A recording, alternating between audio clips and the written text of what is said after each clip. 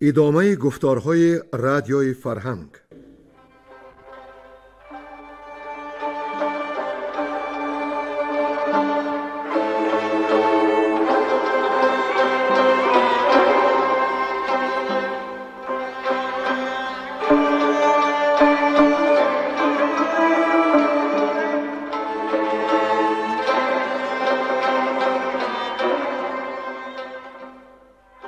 بسا رنج بردم در این سال سی، عجم زنده کردم بدین پارسی. بسا رنج بردم در این سال سی، عجم زنده کردم بدین پارسی.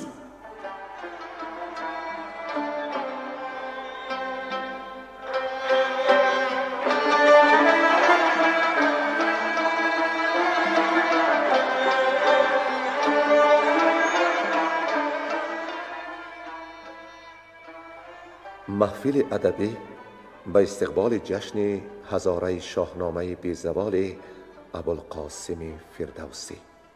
صدر محفل لایق شیرعلی.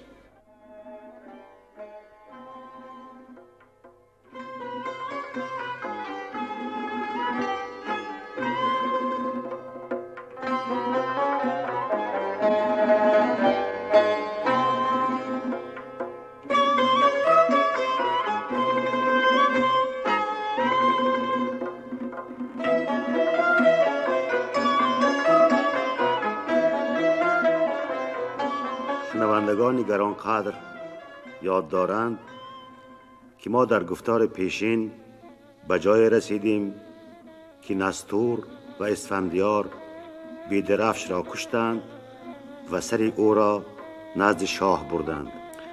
نستور و اسفندیار و نوشازر باز جنگ را تا به حدی دوام دادند که ارجاسپ از کارزار گریخت. ترکان چون دیدند که ارجاسپ گریخته، همه پیاده پیش اسفندیار آمدند، کمانهای ترکی را بیانداختند و قبای جنگی را نیز بدر کردند و از اسفندیار زینهار خواستند که اگر شهریار به جان بندگان ترحم کند، همه به پرستش آتش خواهند گروید. اسفندیار پذیرفت و نامداران ایران را گفت که دیگر از کشتن دست بدارند و بهر جان زریر کین نستانند که به این هم ترکان خوار و بیچارند. سپس گشتاسپ به بلخ باز آمد، همای را به پور مهین داد و از روی آیین عجم سپه را به نستور سپرد و بفرمود تا به شاه ترکان بتازد و هر کی یابد به کین پدر بکشد. نستور تاج کیانی به سر نهاد، سپه را یکسره بار داد، بفرمود که آتش افروزند و عود هندی بسوزند. آنگاه تخت شاهنشهی را خان گشتاسپی نام نهاد و جاماسپ را مابد آن گذاشت. سپس سوی کاردانانش نامه نوشت و پیروزی خیش را اعلام داشت. شاه روم و بربرستان و هند و سیند گزیت یعنی باجش فرستادند. پس گشتاسپ اسفندیار را به همه کشور فرستاد و آن کشورها دین به یعنی آتش پرستی را پذیرفتند. اسفندیار به هر کشوری زندی یعنی کتاب مقدس زردوشت را فرستاد و بر پدر نامه نوشت که جهان از بدی پاک شد. اما چون شاه به اسفندیار تاج داد، یکی سرکش گرازم نامی بود که به دل از اسفندیار کینه داشت و بر او طعنه میزد و زشت میگفت. شاه گرازم را پیش خود خواند تا او بگوید اصل راز چیست. گرازم به شاه گفت که اسفندیار روز رزم بیاراید و تو را ببندد و به شاهی نپسندد. شاه جاماسپ را پیش خواند و به شهریار نامه فرستاد تا بدگمانی گرازم را بفهمد.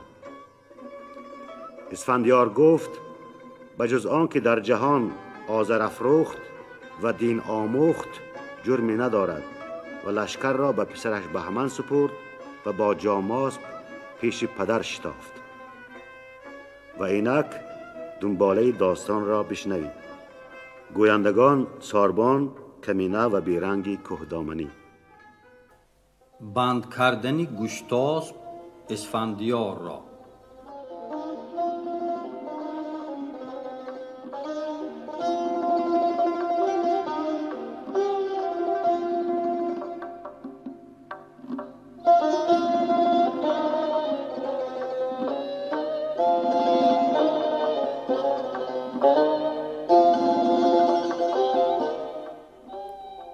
چو آگاه شد شاه کامد پسر، کلاهی کی برنهاده بسر. مهان و کهان را همه خواند پیش، همان زند بنها در پیش خویش.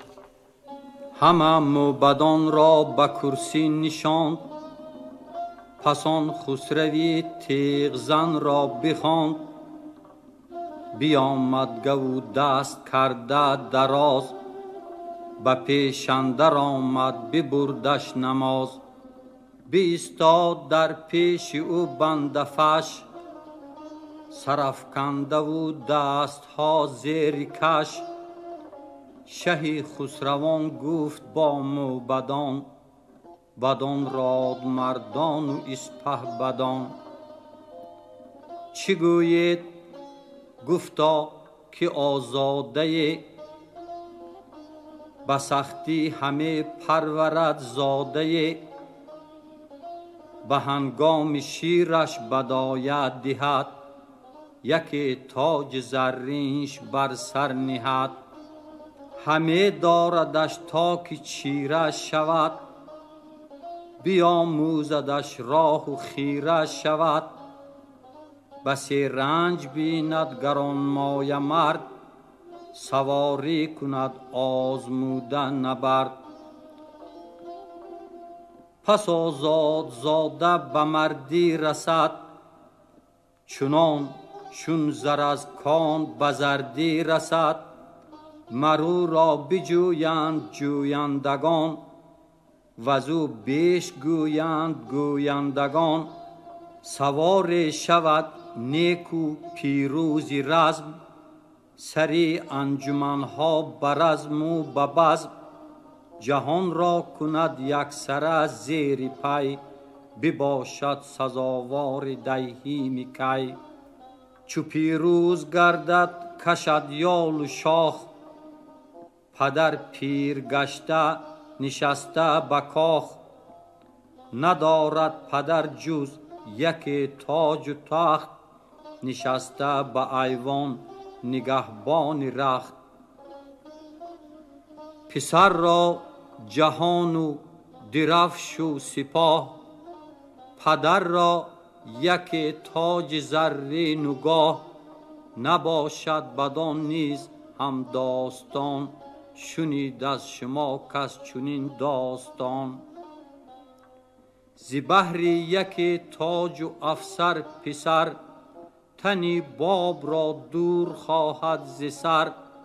کند با سپاه خود آهنگ اوی، نهاده دلش تیز بر جنگ اوی.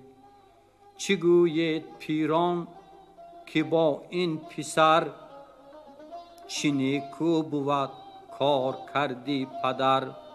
گزینانش گفتند که شهریار، نیاید خود این هرگز اندر شمار. پدر زنده و پور جویای گاه، از این خامتر نیز کار مخواه. جهاندار گفتا که اینت پسر، که آهنگ دارد به جان پدر. ببندم چنان کش سزاوار و بس، به بندی که کس را نبسته است کس. پسر گفت ای شاه آزاده خوی، مرا مرگ تو کی بود آرزوی. ندانم گناهی من ای شهریار، که کردست من در همه روزگار. بجانی تو ای خسروی کامران، کجا بردم این خود بدل در گمان. ولیکن تو شاهی و فرمان تو راست، تو را ام من و بند و زندان تو راست. کنون بند فرمای و خواهی بکش، مرا دل درست است و آهسته هوش. شه خسروان گفت بند آورید، مرو را ببندید و زین مگذرید. به پیش آوریدند آهنگران، غل و بند و زنجیرهای گران.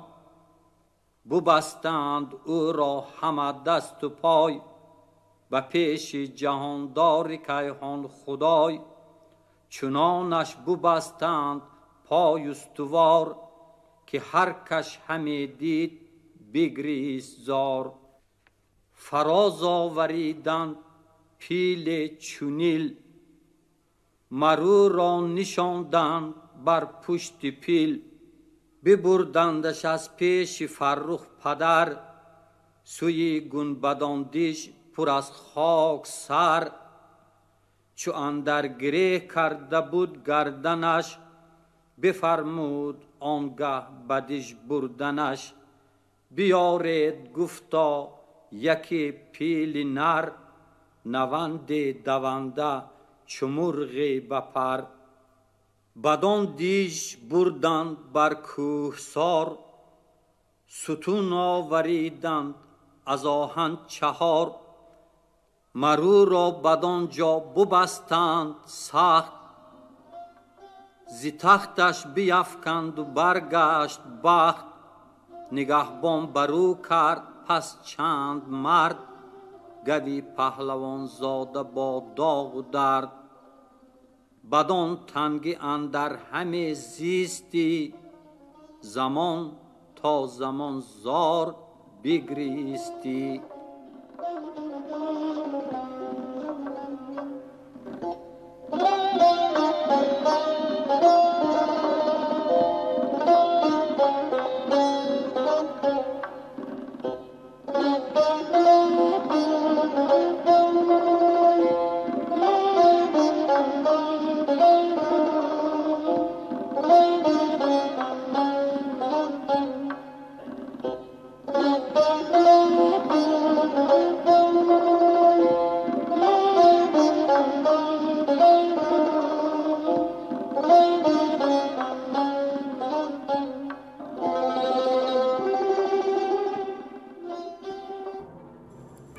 رفتن گشتاسپ به سیستان و لشکر آراستن ارجاس بار دیگر.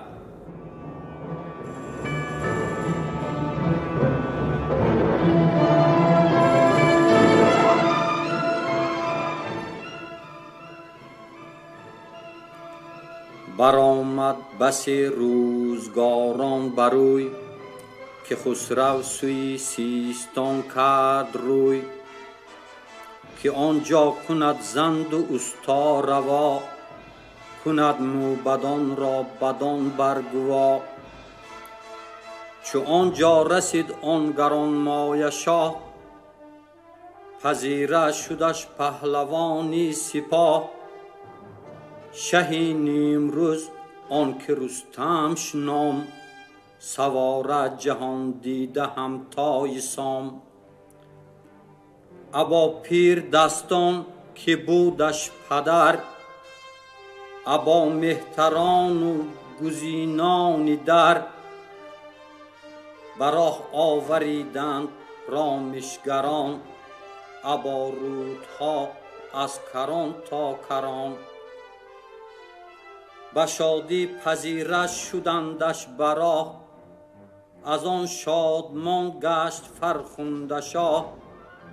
به زابلش بردند مهمان خویش، همه بندوار ایستادند پیش. از او زند و استا بیاموختند، نشستند و آتش برافروختند. برآمد بر این مهمانی 2 سال، همه خورد گشتاسپ با پوری زال. به هر جا کجا شهریاران بودند، چو از کار گشتاسپ آگه شدند، که او پهلوانی جهان را ببست. تنی پیلوارش با آهن بخست. به زابلستان شد به پیغمبری، که نفرین کند بر بتی آزری. بگشتند یکسر ز فرمان اوی، به هم برشکستند پیمان اوی. چو آگاهی آمد به بهمن که شاه، ببستش پدر را ابر بیگناه. نبرده گزینان اسفندیار، از آنجا برفتند تیماردار. به پیشی گو اسفندیار آمدند، کیان زادگان زار و خوار آمدند. مرو را برآمش همه داشتند، به زندانش تنها نبگذاشتند. پس آگاهی آمد به سالار چین، که ماه از کمان آمدند در کمین. برآشفت خسرو به اسفندیار، سوی گنبدان دیش فرستاد خوار. خود از بلخ زی زابلستان کشید، به مهمانی پوری دستان کشید. و زابل نشسته است مهمان زال، بدین روزگاران برآمد 2 سال. به بلخ اندرون جز که لهراسپ شاه، نمانده است از ایرانیان و سپاه. مگر 700 مرد آتش پرست، همه پیش آذر برآورده دست. مهان را همه خواند شاهی چگیل، ابر جنگ لهراسپشان داد دل. بدانید گفتا که گشتاسپ شاه، سوی سیستان رفت خود با سپاه.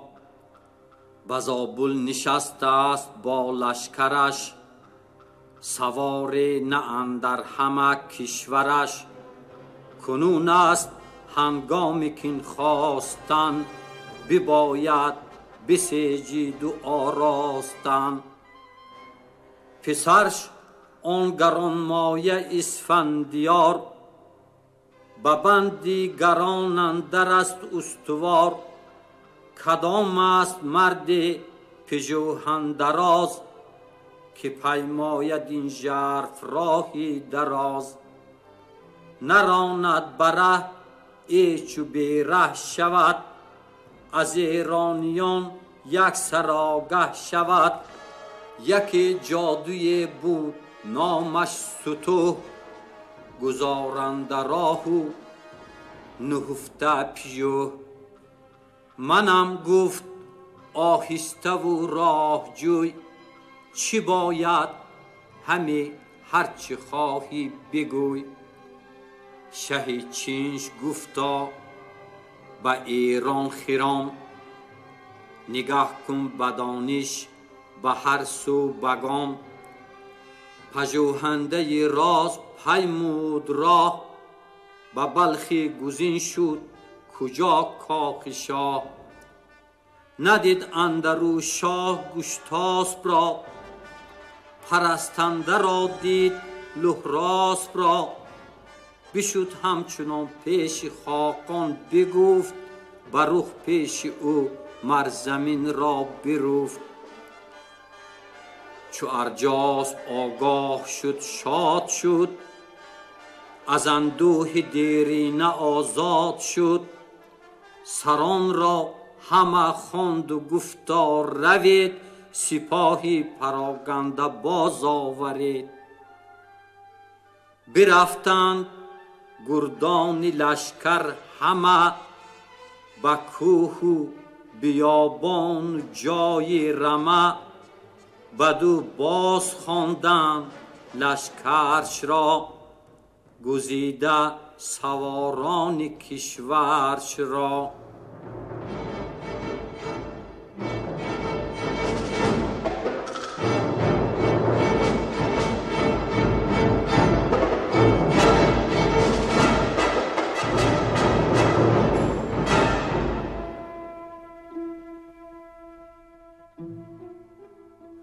انجام شدن گفتار دقیقی و باز آمدن فردوسی به گفتار خود، به ستایش شاه محمود و نکوهش سخن دقیقی.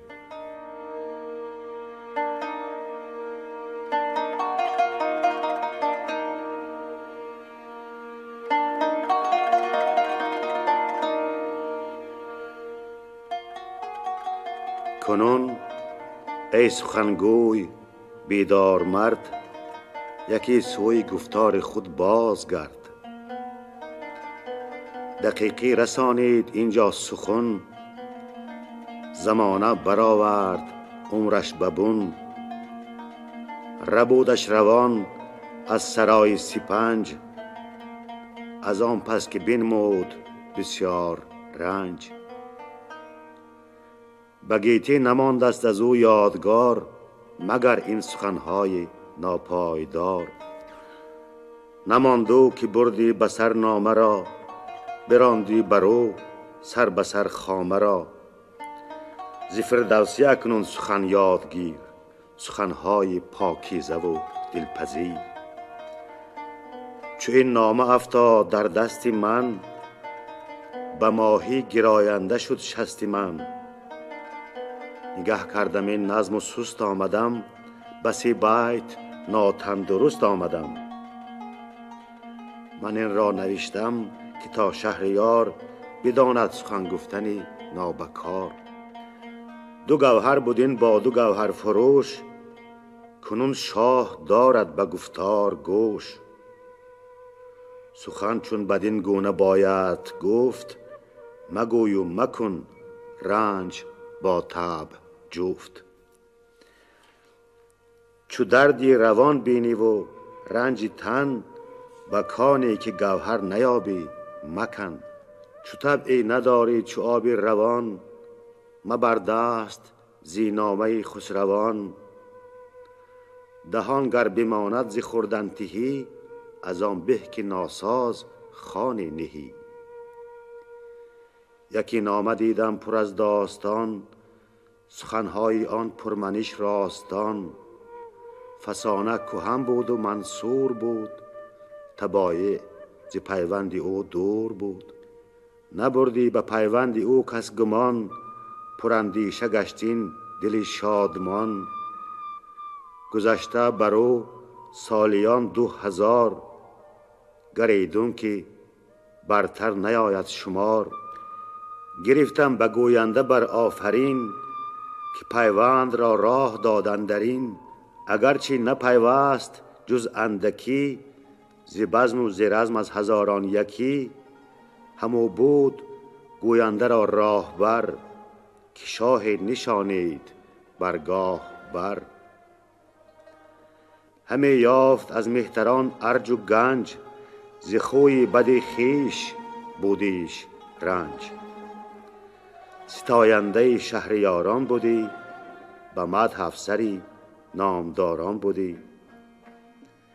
به نظم اندرون سست گشتش سخن، از او نو نشد روزگار کهن. من این نامه فرخ گرفتم به فال، همی رنج بردم به بسیار سال. ندیدم سرافراز بخشنده‌ای، به گاه کیان بر درخشنده‌ای. همم این سخن بر دل آسان نبود، جز از خاموشی هیچ درمان نبود. یکی باغ دیدم سراسر درخت، نشستنگهی مردمی نیک بخت. به جای نبود هیچ پیدا درش، جز از نام شاهی نبود افسرش. که اندر خوری باغ بایستمی، اگر تنگ بودی نشایستمی. سخن را نگه داشتم سال 20، بدان تا سزاوار این گنج کیست؟ جهاندار محمودی با فر و جود، که او را کند ماه و کیوان سجود. ابوالقاسم آن شهریار جهان، کز او تازه شد تاج شاهنشهان. بیامد نشست از بر تختی داد، جهاندار چون او کی دارد بیاد؟ سری نامه را نام او تاج گشت، به فرش دلی تیره چون آج گشت. ز شاهان پیشین همه بگذرد، نفس داستان را به بد نشمرد. چی دینار بر چشم او بر، چی خاک، به بزم و برزم اندرش نیست باک. گهی بزم زر و گهی رزم تیغ، ز جوینده هر دو ندارد دریغ. همیشه سر تختش آباد باد، وز او جان آزادگان شاد باد.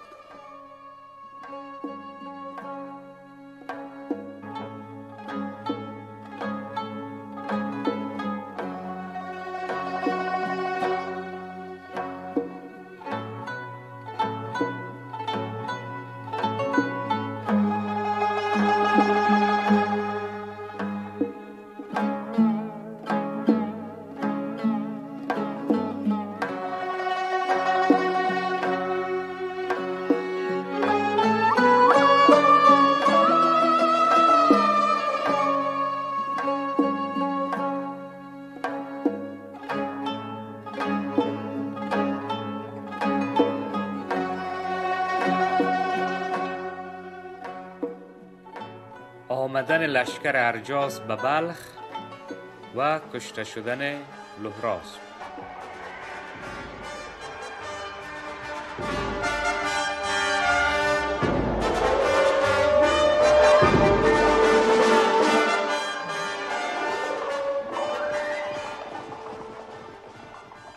کنون رزم ارجاس را نو کنیم، به طبع روان باغ بیخو کنیم. چو ارجاس آگه شد از کار شاه، که رفت او سوی سیستان با سپاه. بفرمود تا کهرم تیغ زن، برد پیش سالار چین انجمن.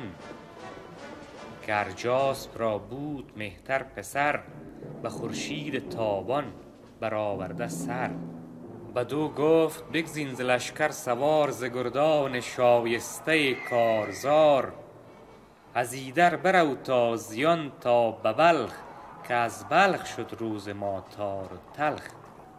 نگر تا که را یابی از دشمنان، از آتش پرستان و آهرمنان. سرانشان ببر خانه هاشان بسوز، بر ایشان شب آور برخشنده روز. از ایوان گشتاس باید که دود، زبانه برآرد به چرخ کبود. اگر بند بر پای اسفندیار، بیابی سرآور بر او روزگار. همانگه سرش را ز تن باز کن، ز نام تو گیتی پرآواز کن. همه شهر ایران به کام تو گشت، تو تیغی و دشمن نیام تو گشت. من اکنون ز خلخ به اندک زمان، دمادم بیایم پس اندر دمان. بخوانم سپاه پراگنده را، برافشانم این گنج آگنده را. بدو گفت کهرم که فرمان کنم، به گفتار تو جان گروگان کنم. چو خورشید تیغ از میان برکشید، شب تیره زود دامن اندر کشید. بگرد آمدش خلخی 100,000، گزیده سواران خنجر گذار.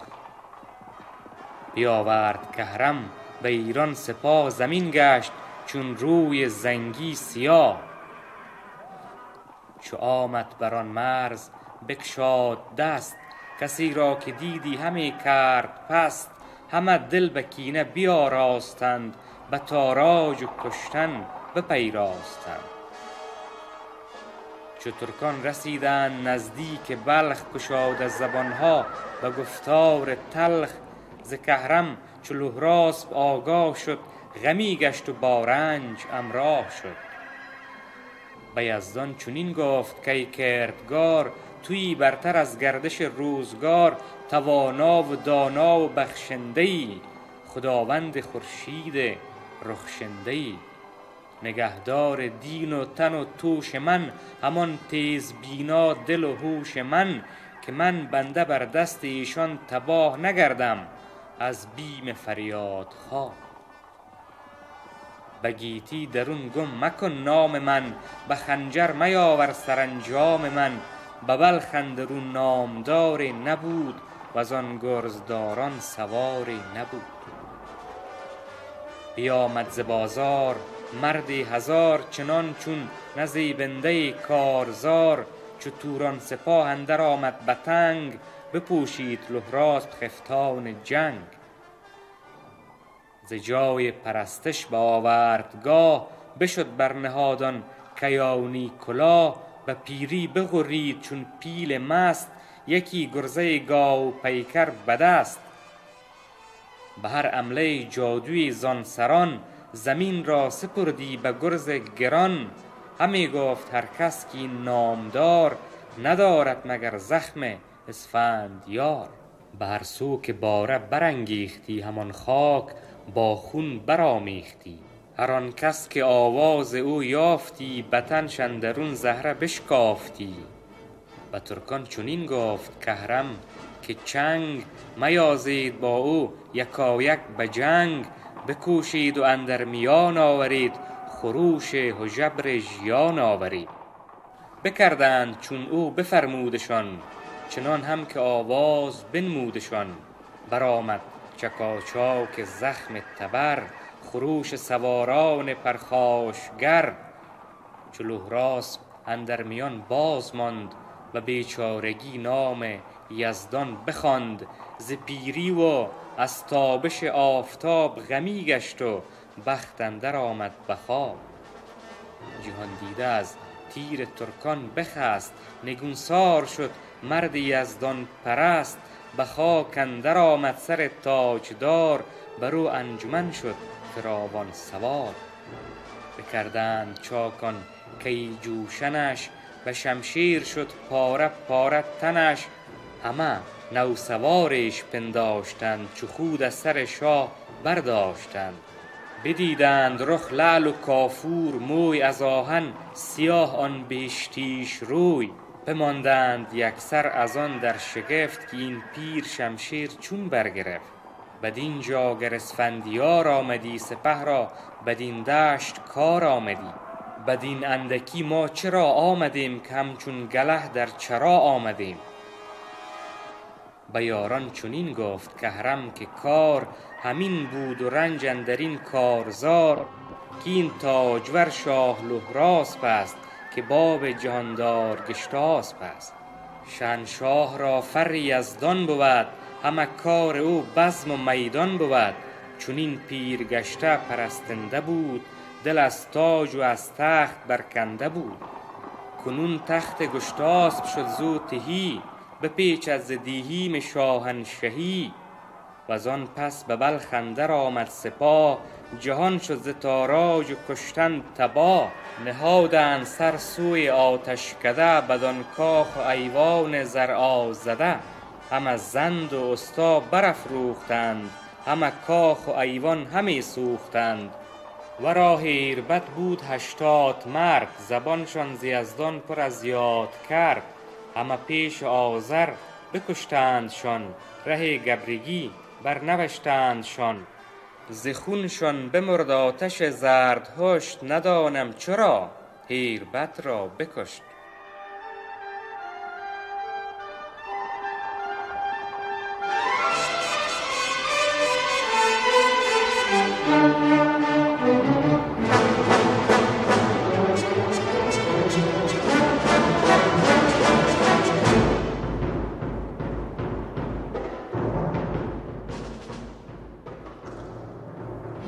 آگاه شدن گشتاسپ از کشته شدن لهراسپ و لشکر کشیدن سوی بلخ.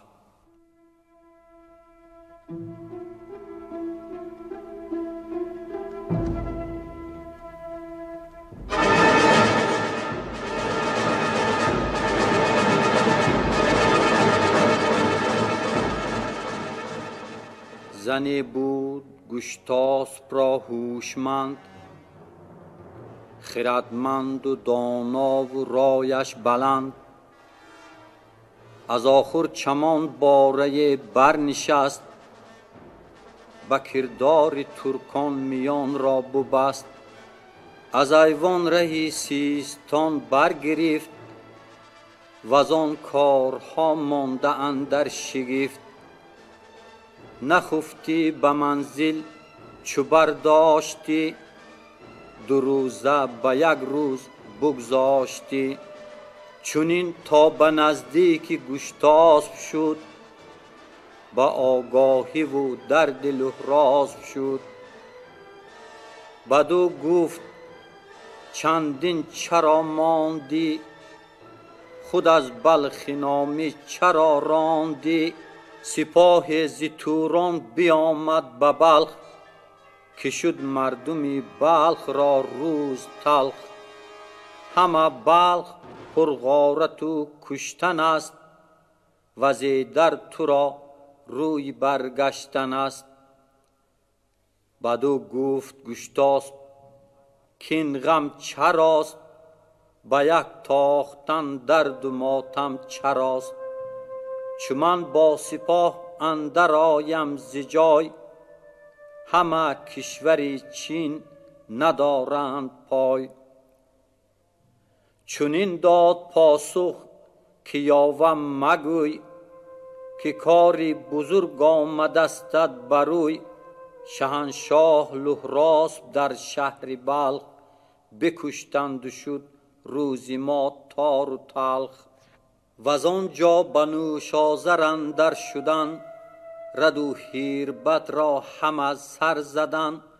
ز خونشان فروزنده آتش بمرد، چنین بدکنیش خوار نتوان شمرد. ببردند پس دخترانت اسیر، چنین کار دشوار آسان مگیر. اگر نیستی جز شکست همای، خردمند را دل برفتی ز جای. دیگر دختر شاه به آفرید، که بادی هوا هرگز او را ندید. که از تخت زرینش برداشتند، بر او یاره و تاج نگذاشتند. چو بشنید گشتاسپ شد پر ز درد، ز مژگان ببارید خونابی زرد. بزرگان ایرانیان را بخواند، شنیده همه پیش ایشان براند. نویسنده نامه را خواند شاه، بینداخت تاج و بپرداخت گاه.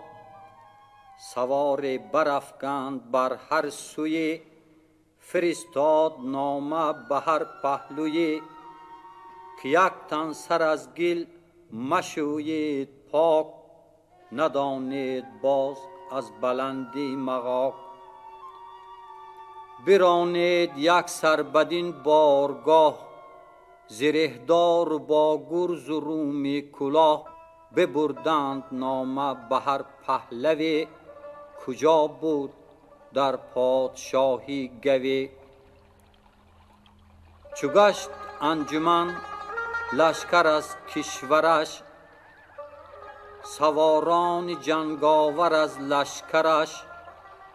درم داد و از سیستان برگرفت، سوی بلخ نامی ره اندر گرفت. چو بشنید ارجاسپ کامد سپاه، جهاندار گشتاسپ با تاج و گاه. ز توران بیاورد چندان سپاه، که تاریک شد روی خورشید و ماه. ز دریا به دریا سپه گسترید، ز لشکر کسی روی هامون ندید. ز لشکر چو گردن در آمد بگرد، زمین شد سیاه و هوا لاجورد. دو رویه سپه برکشیدند صف، همه نیزه و تیغ و ژوپین به کف. ابر میمنه شاه فرشید ورد، که با شیر درنده جستی نبرد. سوی میسره گرد نستور بود، زریر سپهدار را پور بود. جهاندار گشتاسپ در قلبگاه، همه کرد هر سو به لشکر نگاه. وزان روی کندر سوی میمنه، پیاده پسی پشت او با بنه. سوی میسره کهرمی تیغ زن، به قلب اندر ارجاسپ با انجمن. برآمد ز هر دو سپه بوک و کوس، زمین آهنین شد هوا آبنوس. تو گفتی که گردون بپرد همه، زمین از گرانی بدرد همه. ز آواز اسپان زخمی تبر، همه کوه خارا فرو برد سر. همه دشت سر بود بی تن به خاک، به سر بر ز گرز گران چاک چاک. درخشیدن تیغ و باران تیر، خروش یلان بر ده و دار و گیر.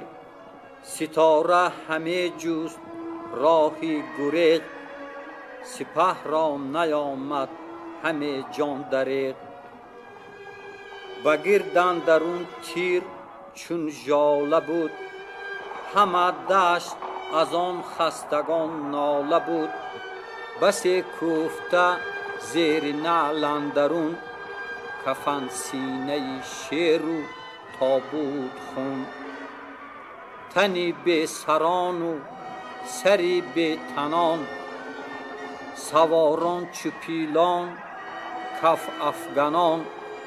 پدر را نبود بر پسر جای مهر، همه گشت زین گونه گردان سپهر. ببودند از این سان 3 روز و 3 شب، پر از کین و پرخاش جنگ و جلب. چنان گشت سر تا سر آوردگاه، که از جوش خون لعل شد روی ماه. ابا کهرمی تیغ زن در نبرد، برآویخت چون شیر فرشید ورد. ز کهرم بدان گونه تن خسته شد، که جان از تن شیر بگسسته شد. فراوان ز ایرانیان کشته بود، ز خون یلان کشور آغشته بود. پسر بود گشتاسپ را 38، دلیران کوه و سواران دشت. بکشتند یک سر بران رزمگاه، که یک بارگی تیره شد بخت شاه.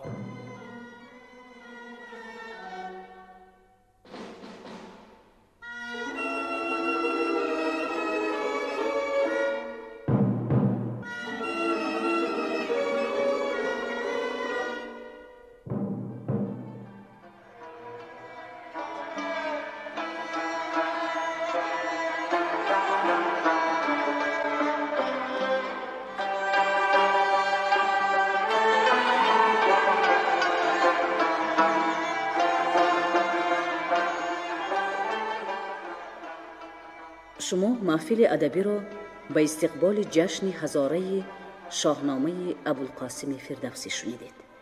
انجام گفتار ادبی.